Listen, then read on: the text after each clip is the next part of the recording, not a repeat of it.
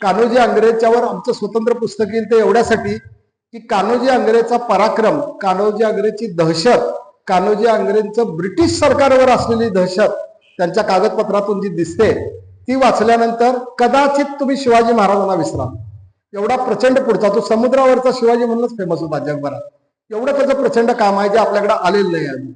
तर त्या कान्होजी आंग्रेच्या मुलाच्या ताब्यात हे जहाज होतं. जो मुलगा पेशव्यांचा ऐकेनासा झाला. मालक पेशवे, छत्रपती मालक खरं तर. छत्रपतीचा आरमार, शाहूराजांचा आरमार म्हणून तो तुळाजी आंग्रे होता.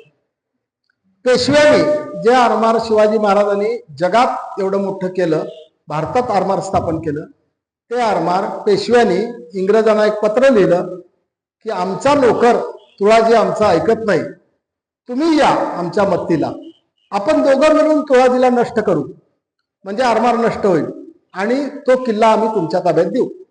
इंग्रज का आले तर इंग्रजांच्या पत्रात, ईस्ट इंडिया कंपनीच्या कागदपत्रात अशी नोंद आहे की शिवाजी परवडला पण कान्होजी नको. कान्होजी हा समुद्रावरचा शिवाजी आहे.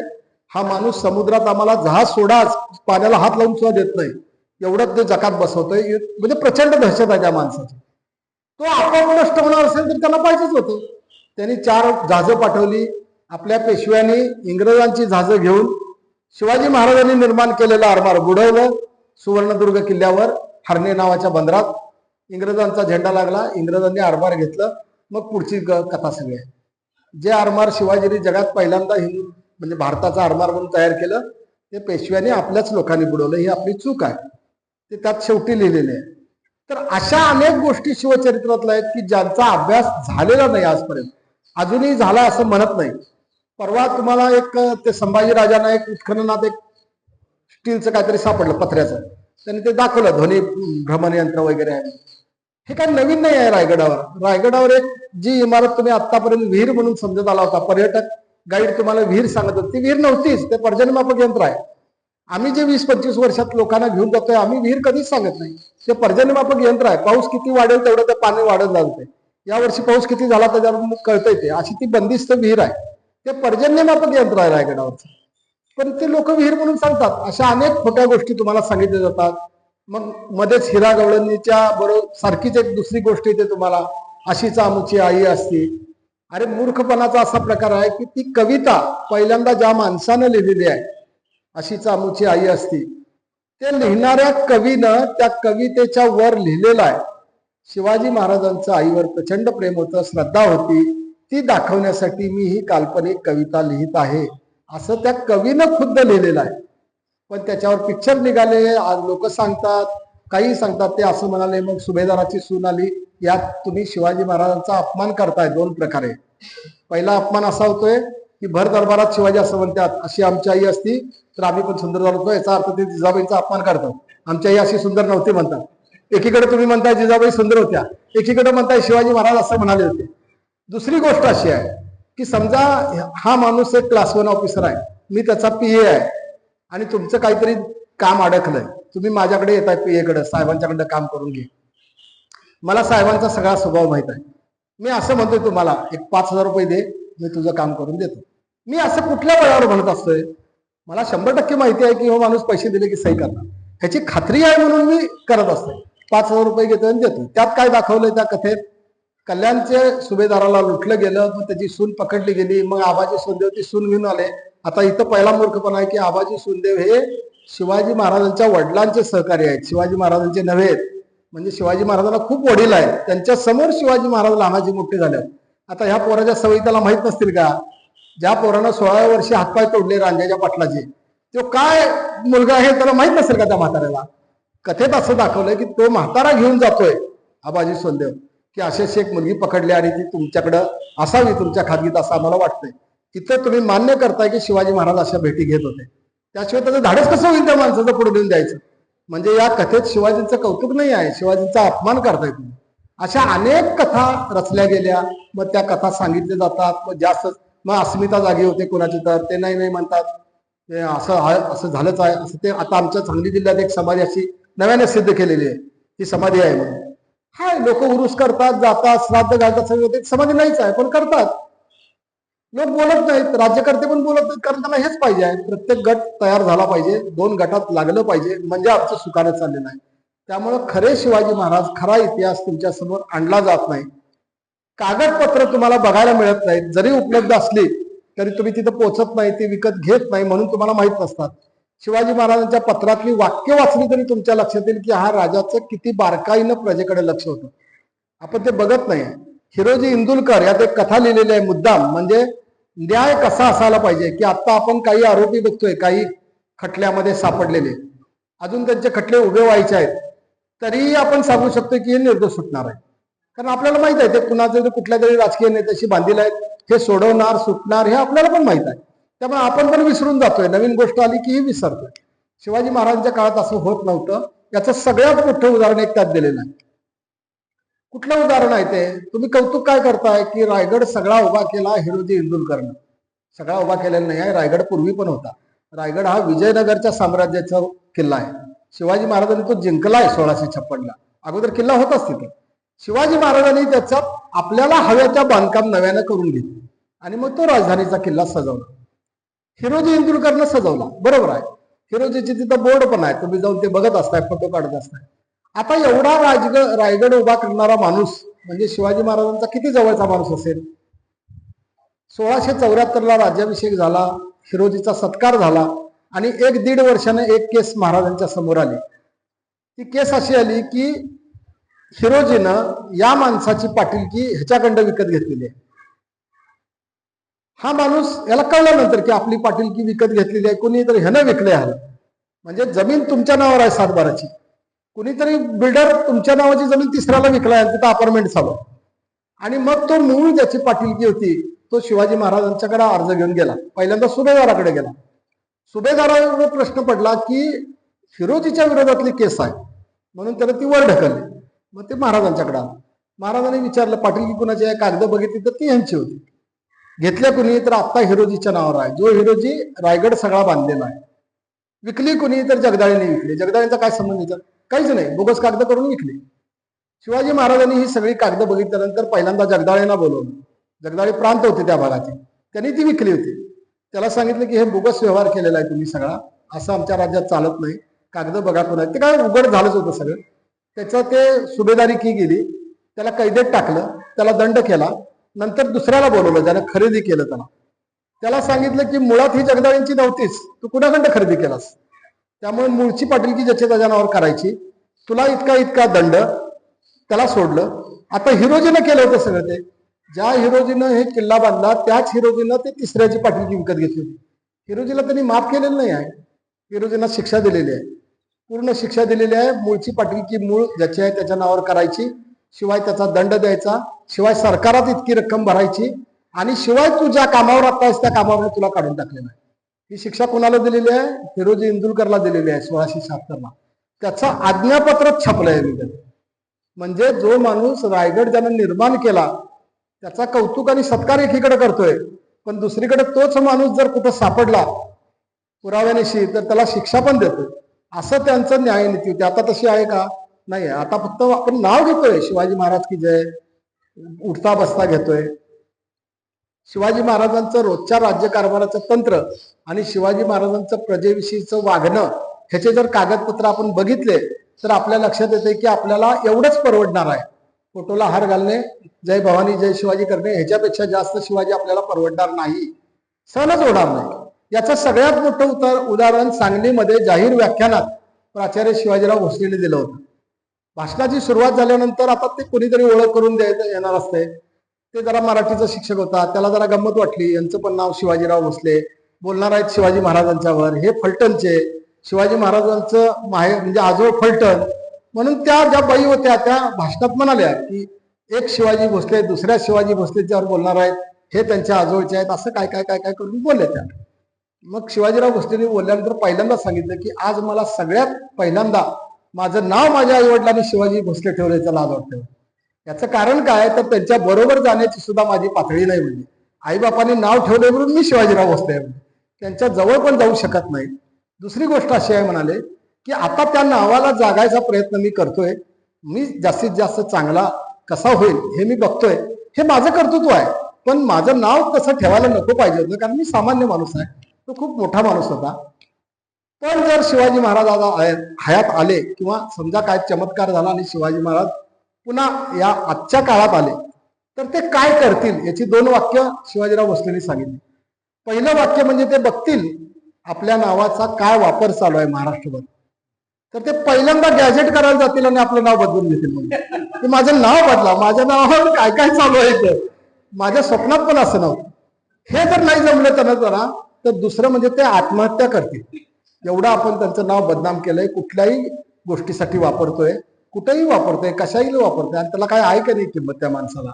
त्या माणसानं केलं काय, ज्याचं नाव 7 समुद्राच्या पलीकडचे ब्रिटिश ज्यांनी कधी बघितलं नाही ते घाबरत होते नावाला नुसतं, त्या माणसाच्या नावाचं तुम्ही काय करून ठेवलंय आज. एका ब्रिटिशानं असं लिहिलंय, सुरतेचा गव्हर्नर होता तो, पहिल्यांदा सुरत लुटली, दुसऱ्यांदा लुटायला आले त्यावेळेचं पत्र आहे त्यानं असं लिहिलंय, Surat was trembled by the name of Shivaji. तो म्हणतोय शिवाजी महाराजांच्या नावानंच सुरत थरथर कापायला लागते, कारण तो एकदा येऊन गेलेला आहे. दुसरं वाक्य त्याचं असं आहे की पुण्यामध्ये शिवाजी महाराजांनी सैन्य गोळा केलं की आम्ही, म्हणजे तो गव्हर्नर लिहितोय, आम्ही आमची बायका मुलं जहाजावर चढवायला सुरुवात करतोय, कारण ती तरी सुखरूप जाऊ देत लंडनला, आम्ही मरणारच आहे आता तो आला की. हे ब्रिटिश गव्हर्नर लिहितोय एका देशाचा की आम्ही आमची बायका मुलं जहाजावर चढवतोय, शिवाजी पुण्यात सैन्य जमवला तरी, कारण आम्हाला भीती आहे तो इकडे येईल का. एवढी दहशत ज्या माणसाच्या नावाची होती, त्या माणसाच्या नावाचं आपण काय करून ठेवलंय आज. त्यांचा एक तरी गुण आपण घेतोय का. त्यांचाच असं नव्हे, तुम्ही कुठल्याही राष्ट्रपुरुषाचा आपण काय घेतोय बघा, आपण 2 गोष्टी मात्र एकदम कटाक्षानं करतोय. त्यांचा फोटो करतोय, त्यांची जयंती पुण्यतिथी करतोय, का तर त्याला 10 रुपयाचा खर्च आहे, एक हार घालायचा, नमस्कार करायचा, आपले उद्योग करायला आपण रिकाम. सगळ्या महापुरुषांचं आपण हे केलंय, फक्त शिवाजी महाराजांचंच नव्हे. म्हणून खरा इतिहास काय ते लोकांच्या समोर आणला पाहिजे. शिवाजी महाराजांच्या आयुष्यातले असे अनेक प्रसंग, असे अनेक किस्से आहेत की त्यांच्या बाबतीत प्रजा त्यांच्यावर इतकं प्रेम का करत होती. एक साधी गोष्ट सांगतो तुम्हाला, जेदे, कान्होजी जेदे हे शिवाजी महाराजांच्या वडिलांचे मित्र आहेत, शिवाजी महाराजांचे नव्हे, शिवाजी महाराजांच्या वयानं 1.5 आहेत ते. कान्होजी जेदे होते म्हणून शिवाजी महाराजांचं स्वराज्य आकाराला आलं, नाहीतर एवढ्या लवकर आलं नसतं. कारण कान्होजी जेदे बाळ शिवाजींना घेऊन पुण्यात आले, त्यावेळेला बाळ शिवाजींना कुणीही ओळखत नव्हतं, पण कान्होजीला मात्र 12 मावळातले लोक ओळखायचे. त्यांच्या शब्दाखातर 12 मावळं शिवाजीच्या मागे उभा राहिली. कान्होजी जेदे हा मुख्य खांब आहे त्याचा, आणि त्यांच्यामुळे हे सगळे लोक शिवाजी राजांच्यावर विश्वास ठेवून त्यांच्या स्वराज्यात भाग घ्यायला लागले, मग स्वराज्य मोठं झालं. पण कान्होजी हा मुख्य माणूस आहे. कान्होजी जेदे स्वराज्यासाठी खर्ची पडले. तुम्ही एक ते अफजल खानाच्या भेटीच्या वेळेला हे शपथ बघताय, तुम्ही हे कोंडाण्याच आहे, पण अफजल खानाच्या वेळेला तुम्ही शपथ बघताय की माझी 5 मुलं मी तुमच्यासाठी दिलेली आहे, ही एवढीच शपथ माहित आहे. पुढे ती 5ही मुलं स्वराज्यासाठी वारलेली आहे. त्याच्याही पुढची गोष्ट म्हणजे शिवाजी महाराजांचे सख्खे चुलत भाऊ फितूर झालेले आहेत, शिवाजी महाराजांचे मेहुणे फितूर झालेले आहेत, संभाजीराजांचे मेहुणे फितूर झालेले आहेत. परंतु हे कान्होजी ज्यांच्या नात्याचे नव्हते, काही संबंध नव्हता, शहाजी राजांचे मित्र, कान्होजी गेले, त्यांची 5 मुलं गेली, त्यांचा नातू, कान्होजींचा नातू सर्जेराव जेधे म्हणून, तो दक्षिण दिग्विजयामध्ये शिवाजी महाराजांच्या बरोबर होता, 21 वर्षाचा मुलगा होता. नोंद आहे म्हणून आपण करेक्ट सांगू शकतो सर. तर त्याला बाण लागला घोड्यावर असताना आणि तो तिथं गेला. त्याचं नाव सर्जेराव जेधे, बाजी सर्जेराव जेधे, बाजी जेधेचा मुलगा. तर ती गोष्ट शिवाजी महाराजांना कळली की सर्जेराव जेधेचा मृत्यू झालेला आहे. त्याच्यानंतर शिवाजी महाराज कुठं जातील आता, एवढं मोठं दक्षिण दिग्विजय करून आल्यानंतर माणूस साहजिकच प्रवासातनं आला आणि आबाजाकडे किती जरी महत्वाचं काम असलं तरी पहिल्यांदा आपण आपल्या घरी जातोय, हातपाय धुतोय, चहा पितोय, मग आबाजाकडे जातोय. ते स्वतःच्या घरी गेले नाहीत शिवाजी महाराज, ते कारीला गेले. त्यांच्या कारीमध्ये येसाजी कंकाचं गाव, त्यांना बरोबर घेतलं तरी, आणि आंबेगावात गेले. कुठं, कान्होजी जेधेंच्या घरात. आणि जो नातू वारला होता त्याची आजी, कान्होजीची सून, ही 80-85 वर्षाच्या दरम्यानची म्हातारी होती. डोळे गेले होते तिचे, ती म्हातारी रडत होती. तिला कळलं की शिवाजी राजा आपल्या भेटीला आलेला आहे, कारण आपला नातू वारलेला आहे म्हणून तो भेटीला आला. हे तिला अगोदर कोणीतरी सांगितलं. शिवाजी महाराज त्या गावात गेले. हे जेधेंच्या घराण्यातच लिहून ठेवलेलं आहे. ते गेल्यानंतर शिवाजी महाराज त्या बाईंना भेटले. ती बाई रडा लागली, अरे माझा नवरा पण तुझ्यासाठी गेला, माझी मुलं गेली 5, आता त्यांचा मुलगा पण गेला तुझ्यासाठी, असं ती बाई काहीतरी म्हणत असेल. आणि माझा नातू गेला. तर शिवाजी महाराजांचं वाक्य जेदे घराण्यातल्या करिण्यामध्ये लिहून ठेवलंय की महाराज आमच्या घरी आले आणि काय काय बोलले, ते सगळं त्यावेळेच्या मोडी भाषेत असेल. त्यांनी एक वाक्य लिहिलंय की शिवाजी महाराजांनी त्या बाईचं सगळं हे ऐकलं दुखणं आणि महाराज असं म्हणाले, आजी युद्धात मारला गेला तो शिवाजी भोसले, तुझ्या समोर आहे तो सर्जेराव तुझा. हे वाक्य आहे त्यात. आणि हे जेजाने लिहिलेलं आहे, म्हणजे काय भोसले घराण्यातलं कोणी लिहिलेलं नाही आहे, जेजाने लिहिलेलं आहे की महाराज असं म्हणाले. म्हणून त्यावेळची माणसं शिवाजीसाठी जीव देत होती, शिवाजी राजासाठी. का तर त्यांना माहित होतं आपल्या मागे हा माणूस आपल्या कुटुंबाचा पण सांभाळ करेल, आपल्या कुटुंबाचे घटक होईल, हे त्यांना माहित होतं. आणि दुर्दैव असं आहे की आजचं राजकारण बघा तुम्ही, आजच्या राजकारणात जेदे घराण्यातलं कोणीही नाही आहे. एकही माणूस आजच्या राजकारणात जेदे घराण्यातला नाही आहे. आणि जी आजच्या राजकारणात तुम्हाला दिसतात, म्हणजे आमच्या सांगली जिल्ह्यातील तर मला माहितच आहे, जे आत्ता राजकारणात आहेत त्यांचे पूर्वज सगळे हे आदिलशाचे नोकर होते, आदिलशाचे सरदार होते. त्या काळात ते शिवाजी महाराजांच्या विरोधात लढत होते. आता मात्र घरात गेले की जय भवानी जय शिवाजी म्हणतात.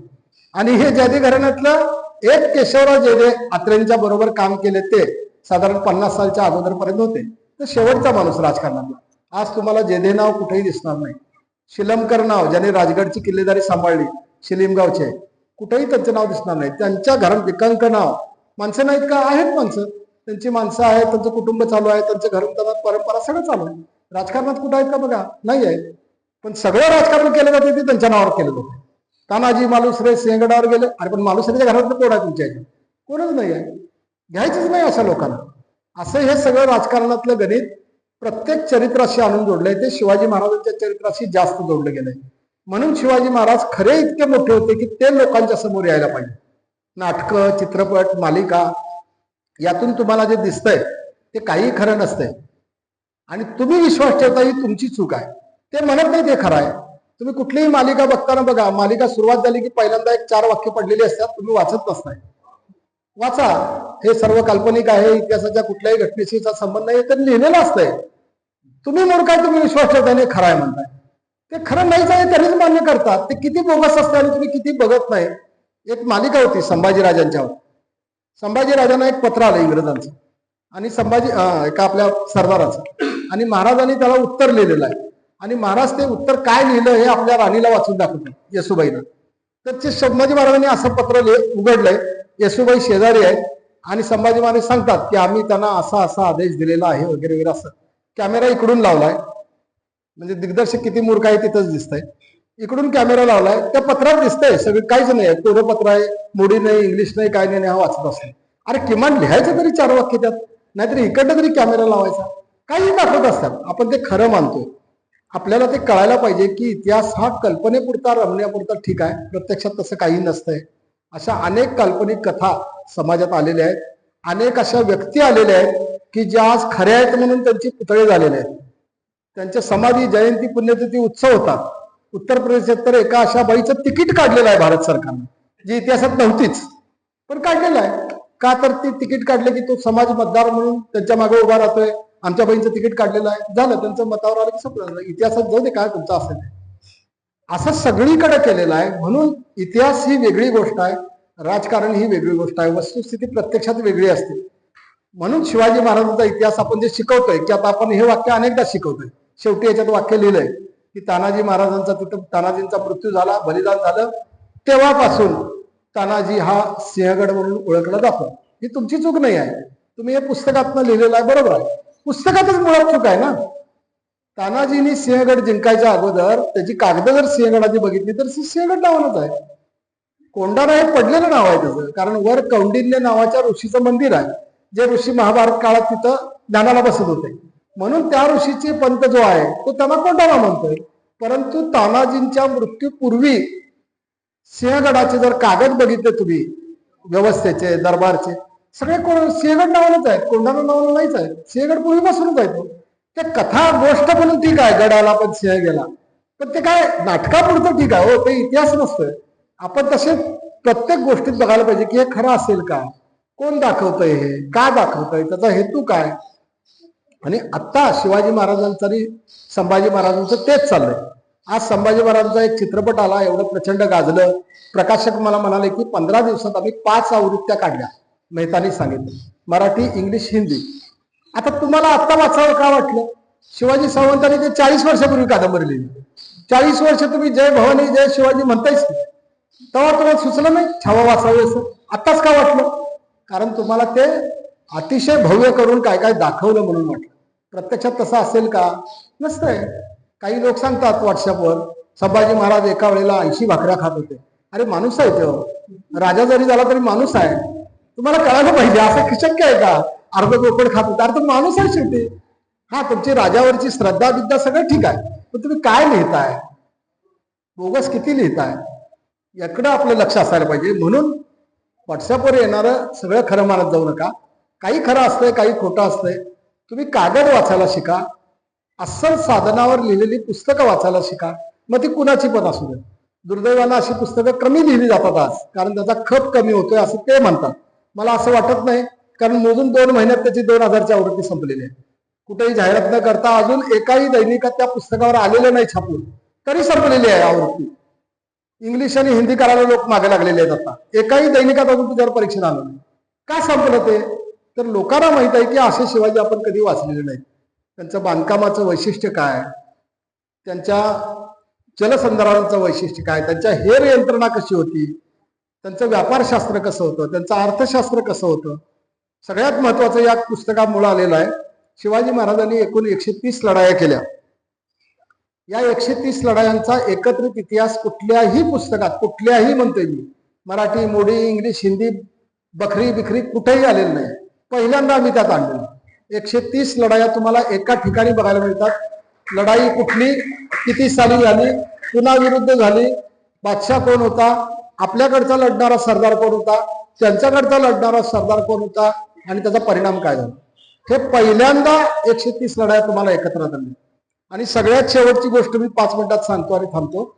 या पुस्तकातनं सगळ्यात मोठी गोष्ट पुढे आणलेली आहे, ती म्हणजे शिवाजी महाराज हा जगातला पहिला राजा आहे ज्यानं गुलामगिरी विरुद्ध कायदा केला. आता ते डिटेल तुम्हाला सविस्तर त्या पुस्तकात मिळेल, पण मी थोडक्यात कथा तुम्हाला असं सांगतो. 1552 साली एक माणूस इंग्लंडच्या कोर्टात गेला. का गेला?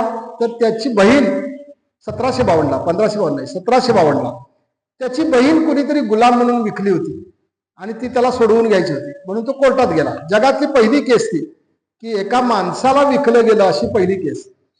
न्यायालयानं निर्णय त्याच्या बाजूने दिला, तो त्यातनं त्या बाईला सोडवून आणली, ही गोष्ट बरोबर आहे.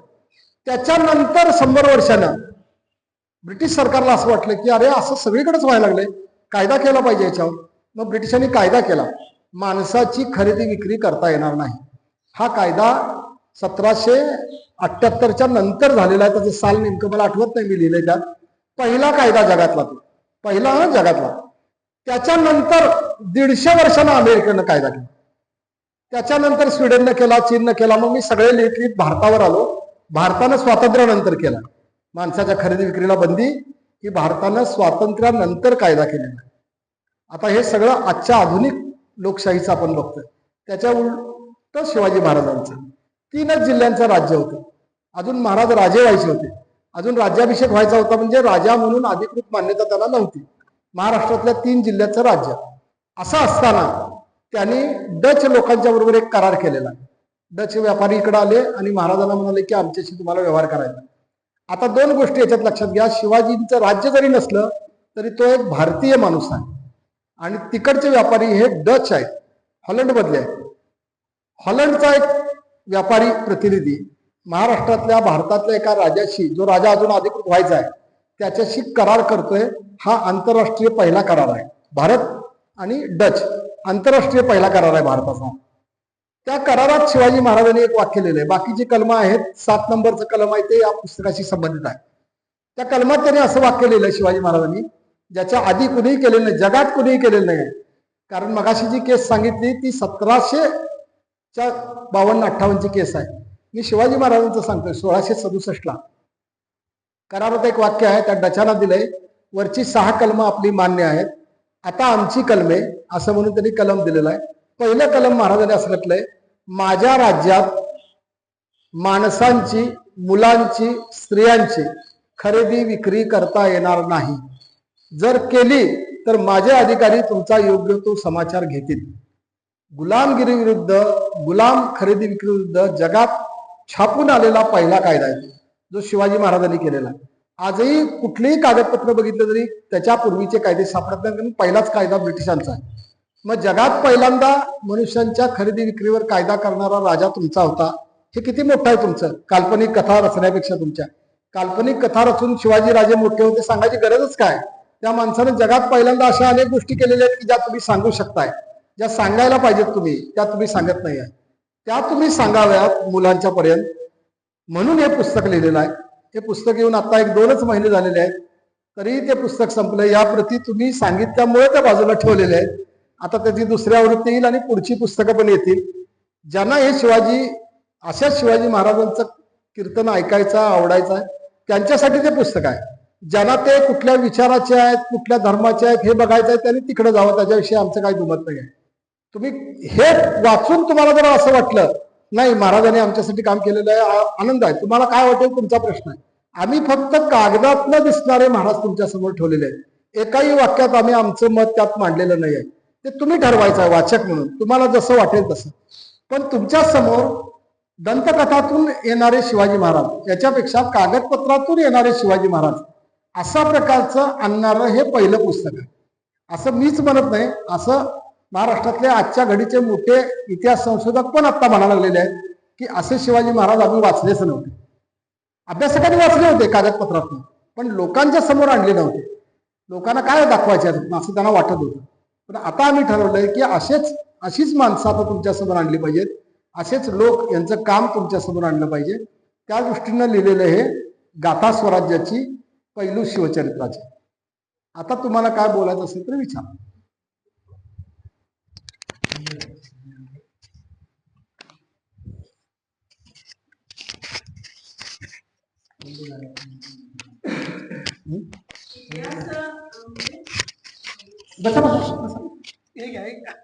बसून बोला चालतंय.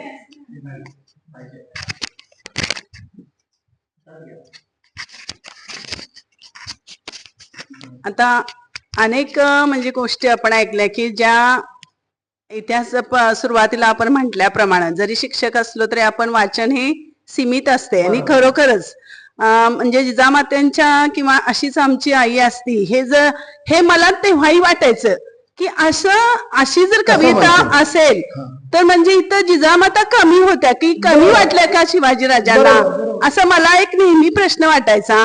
मग अशा अनेक कथा आता आपण रेफरन्स सांगितला की मालिकामधून किंवा ह्याच्यातून, व्हॉट्सअपला आपण निर्बंध आणू शकत नाही, पण मालिका किंवा चुकीच्या पद्धतीने होत असेल तर ह्या गोष्टींना म्हणजे आता कुठलंही सरकार कुठल्याही विचाराचं असू दे, कुठलंही सरकार समाजात अशाच समाजासमोर ठेवत असते की तुम्ही त्यात गुंतून राहिलं पाहिजे. मालिकाच्या निर्मात्यांच्यावर तुम्ही जर आता केस घातली की तुम्ही याच्यात बोगस इतिहास दाखवलाय तर ते एका मिनिटात कोर्टात सुटतात. का सुटतात ते म्हणतात आम्ही पहिल्यांदा जाहिरात लावली, हे काय खरं नाही. त्यामुळे कोर्ट म्हणते बरोबर आहे. अरे तो माणूसच म्हणत नाही मी खरं सांगतोय, मी गोष्ट सांगतोय म्हणतोय, तुम्ही खरं म्हणताय तुमची चूक आहे. त्यामुळे कायदेशीर सुटायची व्यवस्था त्यांनी अगोदरच केलेली आहे.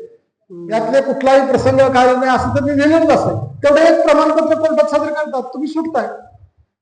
कादंबरीकाराला जर तुम्ही जाऊन विचारलं की तुम्ही बोगस का लिहिलं, तो म्हणतो मी काय लिहिलंय, माझी कादंबरी आहे, मी चरित्र आहे म्हटलंय का, नाही आहे. कादंबरी असते, कल्पना विलास असते. हा हे झालं. पण कायदेशीर सुटू शकतात. हा पाठ्यपुस्तकामध्ये सुद्धा ना आता सिंहगड हे आपण म्हणाला सर की पूर्वीच नाव सिंहगड होतं त्याचं कोंडाणा. मग आता हे पुस्तकामध्ये सुद्धा अशा प्रकारचं लेखन जे यायला नको आहे हे आम्ही पण मांडलेलं आहे. कारण 2012च्या अभ्यासक्रमाच्या समितीत मी पण होतो. मी वेगळ्या विषयात होतो पण मी इतिहासामध्ये जाऊन हे मांडलं होतं. त्यावेळेच्या मुख्यमंत्र्यांनी आमच्या समारोपाच्या वेळेला एक वाक्य वापरलं होतं. मी अगदी जाहीर नाव घेऊन सगळीकडे हे सांगितलंय कारण माझ्याकडे रेकॉर्डिंगवरच आहे. त्यावेळेस सगळा अभ्यासक्रम तयार झाला.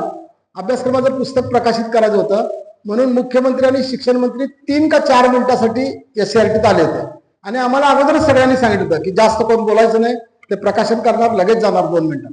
ठीक आहे म्हणतात. मुख्यमंत्र्यांच्या समोर त्यावेळेच्या शिक्षण मंत्र्यांनी सांगितलं की आम्ही काय काय बदललंय वगैरे 5 मिनिटात त्यांनी आवरलं सगळं. हा विषय बदललाय, मग परिसर अभ्यास आम्ही नव्यानं आणलाय वगैरे वगैरे सगळं सांगितलं. मुख्यमंत्री बोलायला उभारले. 3 मिनिटाचं मुख्यमंत्र्यांचं भाषण आहे. मी नाव सांगितलं त्यांचं तुम्हाला. आता मुख्यमंत्र्यांचं पहिलं वाक्य आहे की शिक्षण मंत्र्याकडे बघून ते म्हणाले, ठीक आहे तुम्ही परिसर अभ्यास वगैरे नवीन आणला, बरोबर आहे, चांगलं केलं, चौथीच्या इतिहासाला तेवढा हात लावू नका, आमच्या पुढच्या शाबत राहू दे. हे मुख्यमंत्री म्हणतोय की तुम्ही अजिबात नको नका त्याला, काय नाहीतर आमची खुर्ची ढासळते इथं. त्यामुळे ते आणू शकत नाहीत. स्वतः संपादक त्या पुस्तकाचे जयसिंगराव पवार आहेत. जयसिंगराव पवारांनी अनेकदा कळवलेलं आहे की हे पुस्तक चौथीला ठेवू नका, चौथीच्या मुलांना गोष्टी सांगायचं वय आहे. शिवाजी महाराजांचं राजकारण, राजकीय धोरणं किंवा जे काय आपल्याला समाजात आणायचं आहे हे 8वी 9वीच्या पुढे आणा तुम्ही. संपादक सांगितलं तरी सरकार ऐकत नाही, ते त्यांना पाहिजे तेच करताय. जे चाललंय आहे ते तसंच चालू दे. बदल करायचा नाही का, म्हणजे लोकांना बदल सहन होत नाहीत म्हणून.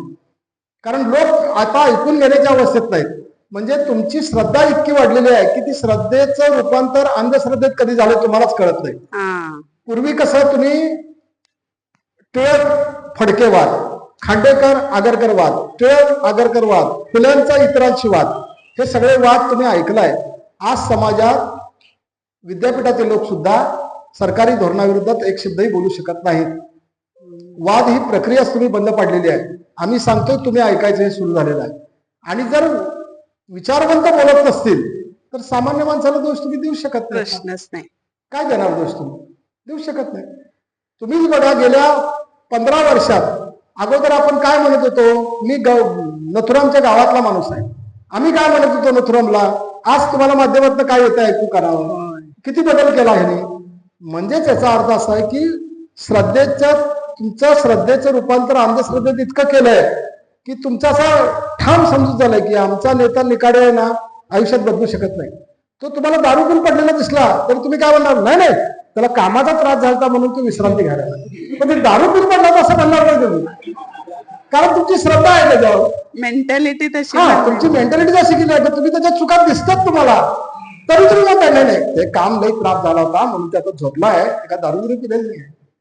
म्हणजे पूर्वी एक गोष्ट आपण सांगत होतो आपल्या लहानपणी की पोपट मेला हे राजाला सांगायचं धाडस कुणाचं, ते झालेलं आहे. आणि ते इतकं चुकीचं जात आहे भाषेच्या दृष्टीनं, इतिहासाच्या दृष्टीनं. शिवाजीराजे भोसले बोलतोय नावाचा पिक्चर आला, त्याचा दुसरा भाग आता ते काढणार आहे म्हणजे. त्यात तो सारखा बोलतोय, गर्व आहे मला मी मराठी असल्याचा. याचा अर्थ कळतोय का तुम्हाला? तुम्ही लहानपणी एक गोष्ट शिकलाय, तुम्ही तर नक्कीच शिकलाय शाळेत. एक माकड होतं, ते शेपूट अशी पसरून ठेवलेलं, मग घेऊन तिथे गेला, ती शेपूट उचलला, मग बाई आपल्याला म्हणायच्या गर्वाचे घर खाली. याचा अर्थ गर्व हा दांभिकपणा आहे, वाईट आहे. तुम्ही सांगताय गर्व आहे मला अभिमान आहे. अरे गर्व ही गोष्ट वेगळी आहे, अभिमान ही गोष्ट वेगळी. तो अभिमान आहे म्हणायला पाहिजे. तू म्हणतोय गर्व आहे, अरे गर्व म्हणजे दांभिकपणा, तुला जोडून मारलं पाहिजे. गर्व असू नये असं आपण एकीकडे शिकवतोय आणि इकडे नायक म्हणतोय गर्व आहे गर्व. अरे काय मराठीची वाटच लावलेली आहे. कुणीतरी एक नेता काहीतरी एखादा शब्द वापरतोय, आपण ते सगळं तसंच्या तसं हिंदीतनं वापरतो, आपल्याला कळत नाही. आत्मनिर्भर हा मराठी शब्दच नाही आहे. अरे मराठीत चांगला शब्द आहे, त्याला स्वाभिमानी व्हा, स्वावलंबी व्हा. स्वावलंबन हा मराठी शब्द आहे. तुम्ही कशासाठी शब्द शोधताय तुमच्या दुसऱ्या भाषेतले घेताय? तुम्ही बायका आता तुमच्यावर मालिकांचा किती प्रभाव आहे बघा. माझी सुनेला परवा दिवशी म्हणले, मी बोलताना ते असं बोलल्या म्हणलं बाळा असं बोलायचं नाही म्हटलं परत. मग तिला समजावून सांगितलं, होय म्हणले. ती म्हणली बाबा चहा बनवू का? बनवत असतात म्हणलं, चहा करतात म्हणलं. बायका काय म्हणतात, आज स्वयंपाक बनवायला चाललोय. अरे बनवणे म्हणजे दुसऱ्याला फसवणे. आबाने यांना फसवलं, मग ते बनवणे तुमच्या तोंडात कुठे आले? तर मालिकेतली नायिका म्हणत्या मग खाना बनाने जा रही हो, ते हिंदीत बरोबर आहे, पण तू मराठी बोलतेस ना. तू मी स्वयंपाक करायला चाललोय म्हणायला पाहिजेस. तू स्वयंपाक बनवायला चाललोस म्हणजे काहीतरी वाट लावून ठेवणार. बनवणं म्हणजे बिघडणे आहे. म्हणजे भाषा नुसती शब्द उचलून चालत नाही, ती त्या भाषेत योग्य आहे. आपल्या भाषेत आणताना मराठीत भरपूर शब्द आहेत. पुण्यात गेला तर तुम्हाला माझ्या पुतण्याबद्दल, काका तुझं पुस्तक काल मला भेटलं. अगं भेटायला तुला जिवंत माणूस आहे का? पुस्तक मिळालं म्हणून बस भेटली ना. हे मालिकाचा परिणाम आहे. मालिका सतत बघितल्यामुळे ते चुकीचे हिंदी. आणि 2 दिग्दर्शक माझे एकदम चांगले जवळचे मित्र आहेत. एक नटी माझी मैत्रीण आहे, म्हणून मी तुम्हाला सांगतो. तुमचा गैरसमज आहे की यांना जे स्क्रिप्ट दिलं जातंय, मराठीना सुद्धा म्हणतोय मी, हे मराठीत नसतंय, हे हिंदीत नसतंय. यांना मराठी येत नाही पूर्ण, यांना हिंदी येत नाही. मी हिंदीचं पण बघितलंय. प्रसाद ओकचं दिग्दर्शन मी प्रसाद जवळ बसून बघितलंय. ह्यांचं स्क्रिप्ट रोमन लिहिलेलं असतंय, मी ME लिहिलेलं असतंय. गावाला जे ते वाचतात मी गावाला गेलो ते मराठी नसते स्क्रिप्ट, रोमन स्क्रिप्ट असते. मला धक्काच बसला होता वाचून. मी प्रसादातला म्हणलं अरे मराठी माणसं आहेत ना. पण म्हटलं पण इकडं फिल्म लाईनला पद्धत आहे म्हणला स्क्रिप्ट रोमन मध्येच द्यायचं. ही कुठली भाषा काढली? आणि त्यांचं तुम्ही आदर्श मानून त्यातनं शिकताय. बनाना स्वयंपाक बनाने खाना बनाने जा रहे. अरे बनवणे म्हणजे फसवणे एखाद्याला. तसं ते आता चालू आहे. मध्ये सांगलीमध्ये सोनाली नावाची आम्ही मुलाखत घेतली. सोनाली वार्ताहर पुढचे त्यांना कळलं नाही त्यातनं एक वाक्य काय मोठं आलं, ते मोठ्या बातमीचं वाक्य त्यांना कळलं नाही कोणाला. सोनाली नावांजो म्हणाली की मी कुठे जाईल तिथं मला दिव्यांग म्हटलं जात आहे, आमच्यासाठी दिव्यांग खातं काढलं म्हटलं जात आहे. मोठी लेखिका आहे ती, तिला साहित्य अकादमी मिळालाय, ती जाहीर मुलाखतीत सांगते याच्या एवढा आमचा अपमान कोणी केलेला नाही. म्हणजे दिव्यांग शब्द हा आमचा अपमान आहे. म्हणजे का अपमान आहे? तुम्ही त्या शब्दाची फोड करा. म्हणजे बहुब्रीही समासातला तो शब्द आहे, त्याची फोड करा. काय होतंय म्हणजे ज्याच्या अंग दिव्य आहे तो दिव्यांग. म्हणजे आम्ही काय दिव्य आहे का? आमच्या कानातनं इकडं काय प्रकाश पडतोय का? आम्ही ते देवाच्या चित्रामागे प्रभाव असतात तसे आमच्या मागे काय आहे का? आम्ही चमत्कारी बाबा असं काय का? अरे आमचा एक अवयव तुटला गेलाय. आम्ही अपंग आहे, आम्ही दिव्यांग नाही आहे. हे दिव्यांग आम्हाला म्हणणं म्हणजे आमचा अपमान आहे म्हणली. हे मी जाहीर सांगतो म्हणली व्याख्यान. दिव्यांग म्हणजे दिव्यांग काय? आमच्या दिव्यांग आहे म्हणजे तुमच्यासारखंच आम्ही आहे, उलट तुमच्यापेक्षा कमी आहे.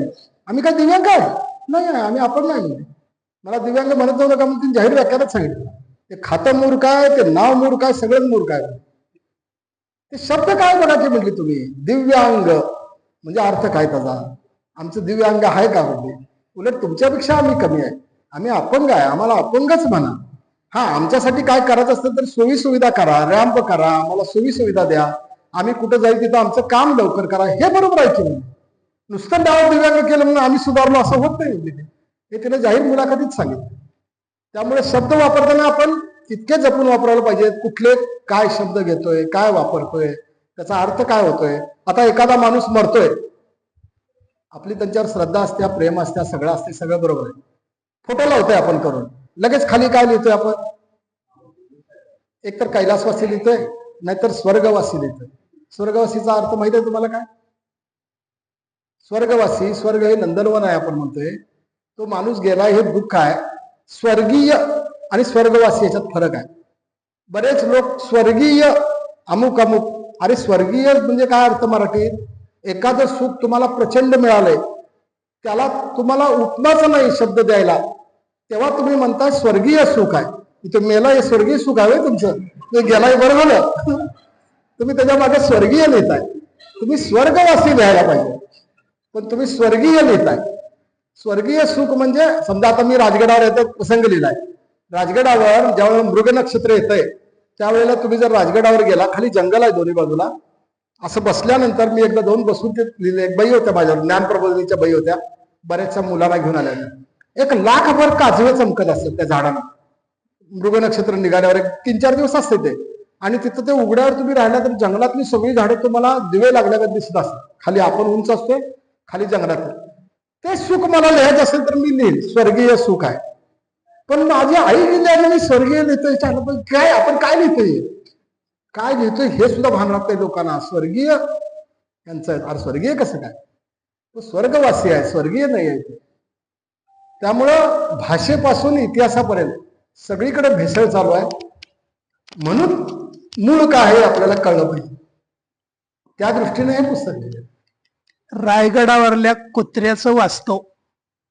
कुत्र्याचं वास्तव ज्या वेळेला सुरू झालं, जो वाद सुरू झाला त्यावेळेला माझे एक मित्र आहेत सांगलीमध्ये, आकाशवाणीला ते केंद्राध्यक्ष होते, संजय पाटील नावाचे माझे वर्गमित्रच आहेत. हे सगळे वाद फेसबुकवर चालू आहेत, आजही चालू आहेत. तर तो ऍक्टिव्ह असतो फेसबुकवर अशा गोष्टीत. मी काय अशा गोष्टीत ऍक्टिव्ह, मी वाचतोय सगळं, मी काय त्यावर व्यक्त होत नाही. तर त्यानं मला टाकलं, अरे सध्या ते काय चालू आहे वाचलास का? ह्याच्याविषयी तू काहीतरी सांग आम्हाला, म्हणजे अधिकृत कागदात काय हे तुझ्याकडून आम्हाला कळेल. असं तुझा चांगला येतो. मी त्याला काहीही बोललेलो नाही. माझ्याकडं 93 सालच्या पुढारीचा एक माझा लेख आहे. पुढारीच्या संपादकीय पान अखंड पूर्ण पानभर लेख आहे, शिवपुण्यतिथीचा. रायगड प्रकल्प असा राबवावा असं मी ते लिहिलेलं लेख आहे, अख्खं पुढारीचं पान. माझ्या मोबाईलवर असल्यामुळे मी म्हटलं सध्या मी काय बोलत नाही याच्यावर, मला बोलण्यात वेळ घालवायला आता नाही आहे. तुला एक लेख पाठवतो म्हणलं. मी तो लेख पाठवला, त्याने काय ते बाजूला तारीख वाचली नव्हती. लेख बी वाचून झालं म्हणून अरे ही जी सगळी बडबडतात हे सगळं तू अगोदरच लिहिलायस. म्हटलं साल वाच म्हणलं आता किती आहे. तर ते पुढारीची तारीख वाचला 93 साली, तेव्हाच लिहिलेलं आहे याची काय वस्तुस्थिती आहे काय आहे. लोक त्या शिळ्या कडीला परत परत कुठं आणायचं चालू आहे. 93 सालीच लिहिलेलं आहे, ते वाघ्या कुत्र्याची समाधी नाही आहे.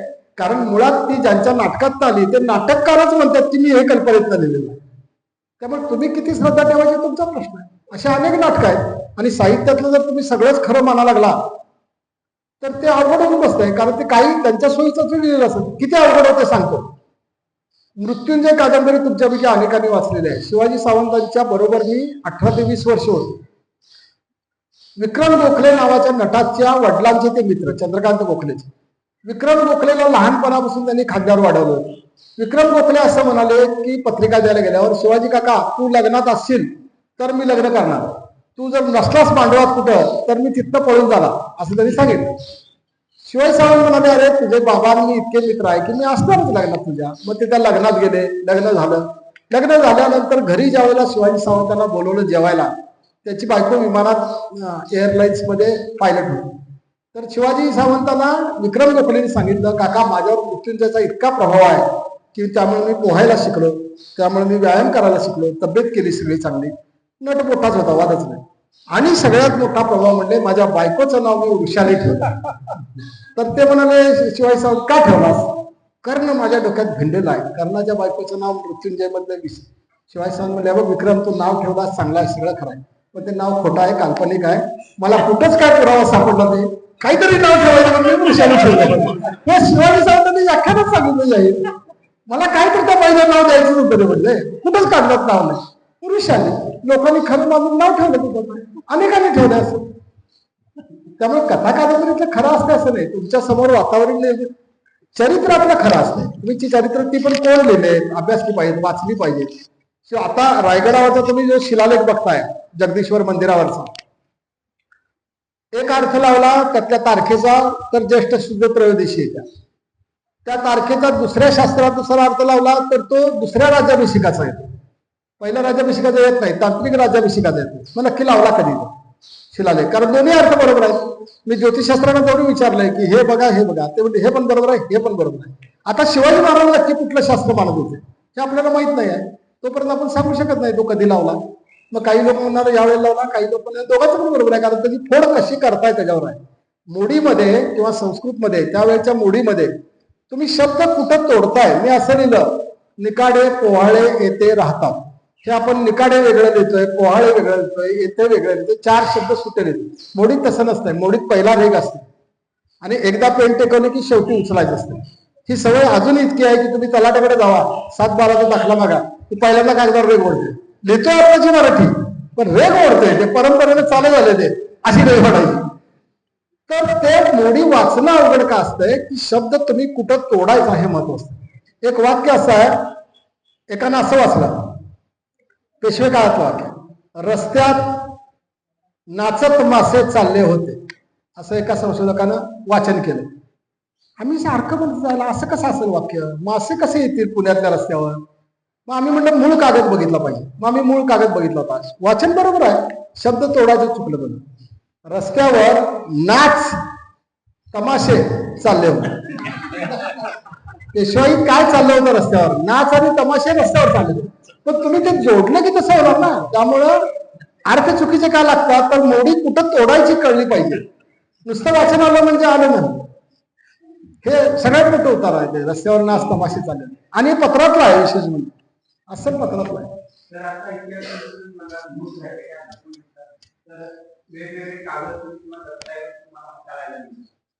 तुम्हाला बघायला मिळतात. आता अशी अवस्था झालेली आहे की एक चांगली सोय झालेली आहे की 2 खासदार आम्हाला मिळाले अध्यक्ष म्हणून. प्रदीप रावत पण मिळाले मागच्या वेळेला. त्यांनी केंद्रात प्रचंड निधी आणला, त्यामुळे सगळं डिजिटलायझेशन करावं लागलं. आणि जी अस्सल पत्र आहेत ती सगळी डिजिटल करून काचेत फ्रेममध्ये करून म्युझियम केलेलं आहे वर. सामान्य नागरिकाला पण म्युझियम फिरून बघता येते तुम्हाला. आता शस्त्र ठेवलेली आहेत, पत्र ठेवलेली आहेत. तुम्ही जात नाही तिथं, तुम्ही राजा केळकरला जाताय पण पलीकडच्या गल्ली तिथं जात नाही. म्युझियम मध्ये जाऊन तुम्ही सगळं बघू शकताय. नाही आला, सगळा नाही आला. आता आमच्याकडे धुळ्याच्या इतिहास संशोधनी परवा राजवाड्यांचं चरित्र लिहिलं, मराठीत पहिल्यांदा येते इथे, 14 भाषेतनं येते आता दिल्लीतनं.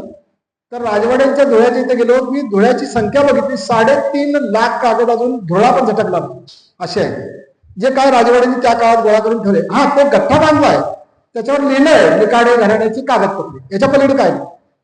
कारण आता जे अभ्यासक जातात, मला जर निकाड्याच्यावर काय लिहायचंच नाही तर मी कशाला उडते, मला शिवाजी महाराजांवर लिहायचं, मी महाराजांचं काढतोय, हे अशीच एक कागद.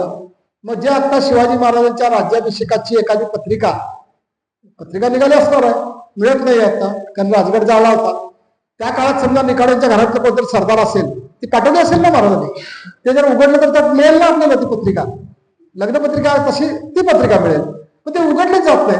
आमच्या मंडळात आता 9 लाख कागद आहेत जे सोडलेले नाही.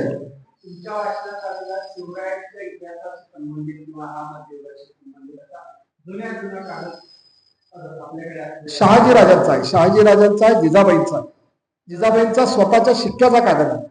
जिजाबाईंनी निर्णय दिलेले आहेत, महसुली निर्णय दिलेले आहेत, त्यांनी लढायचे पण नव्हे. म्हणजे नुसतं शिवाजी महाराजांना मोठं केलं म्हणून जिजाबाई मोठं नाही, त्यांनी महसुली कारभार चालवलेला आहे, त्यांनी लढाया केलेल्या आहेत. आग्र्याला ज्यावेळेला महाराज कैदेत सापडले त्यावेळेला स्वतःची माणसं पाठवून लढाईचं नेतृत्व दुसऱ्यांनी केलं, पण स्वतःची माणसं पाठवून त्यांनी आदिलशाहीच्या ताब्यातला रांगणा जिंकलेला आहे. त्यांनी महसुली निर्णय दिलेले आहेत, त्यांनी त्यांच्यावर जिजाबाईंचा स्वतःचा शिक्का आहे. अर्थात तो फारसी शिक्का आहे, कारण त्यावेळची राजकारणाची भाषाच फारसी. अगदी आमच्या पटवर्धन सांगलीचे संस्थाने ब्राह्मण संस्थानिक आहे, पण शिक्का फारसीचा आहे आमचा. कारण राज्यकारभाराची आज जशी इंग्लिश भाषा आहे राज्यकारभार, त्या काळातली फारसी भाषा आहे राज्यकारभाराची. शिवाजी महाराजांनी ती बदलण्याचा प्रयत्न केला आणि म्हणून राज्य व्यवहार कोश तयार केला, फारसीला आपले शब्द आणले. ती कागदात तुम्हाला बघायला मिळतात. दुसरी गोष्ट अशी आहे की शिवाजी महाराजांचं तुम्ही भक्त आहे, तुम्हाला एखादा कागद शिवाजी महाराजांच्या हस्ताक्षरात घरात फ्रेम करून ठेवायचा आहे. 16 अस्सल पत्र ज्याच्यावर शेवटचे शब्द महाराजांनी लिहिलेले आहेत, वर शिक्का आहे, खाली शिक्का आहे, अशा शिक्क्याची पत्र 16 पत्र एकत्रित छापून त्याचं पुस्तक काढलेलं आहे शासनाने. ते कुणालाही विकत मिळतंय, ते तुम्ही काढून घेऊन त्याचा फोटो करून फ्रेम करून घरात लावू शकता, त्याला काय अडचण नाही. हो, सगळीकडे.